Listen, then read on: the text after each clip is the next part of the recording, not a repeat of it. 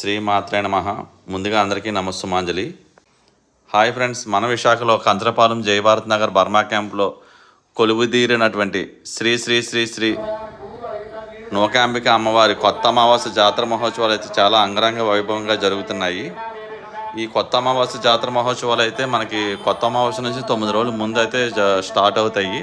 ఈ రోజుకైతే 4వ రోజు. ఈ అమ్మవారికి రోజు ఉదయం 4 గంటల నుంచి పంచామృత అభిషేకం కానించి సాయంత్రం వరకు పూజాది కార్యక్రమాలు జరుగుతాయి. ఈ మహోత్సవాల్లో చాలామంది భక్తులు, గ్రామస్తులు అందరూ కలిపి అమ్మవారికి మాలలు ధరించి 9 రోజులు చాలా భక్తి శ్రద్ధలతో ఆచరిస్తారు. అలాగే కొత్త అమావాస్య రోజు సాయంత్రం 5 గంటలకైతే అగ్నిగుండ ప్రవేశం కూడా జరుగుతుంది. అమ్మవారి మాలలు ధరించిన వాళ్ళందరూ అగ్నిగుండ ప్రవేశం చేసుకుని మాలలు మట్టికి విరమించుకుంటారు ఆ రోజు సాయంత్రం అయితే. అలాగే ఈ కొత్త అమావాస్య జాతర మహోత్సవాలు అయితే జయభారత్ నగర్ సంక్షేమ సేవా సంఘం వారి అయితే ఆధ్వర్యంలో అయితే జరుగుతాయి.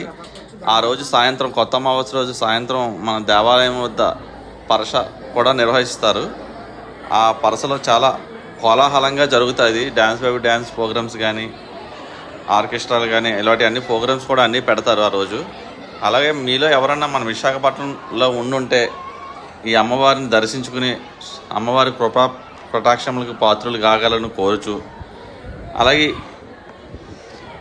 ఇలాంటి ఇంట్రెస్టింగ్ వీడియోలు మీరు మరిన్ని చూడాలి అనుకుంటే ముందుగా మన ఛానల్ని సబ్స్క్రైబ్ చేసి, లైక్ చేసి, షేర్ చేయండి.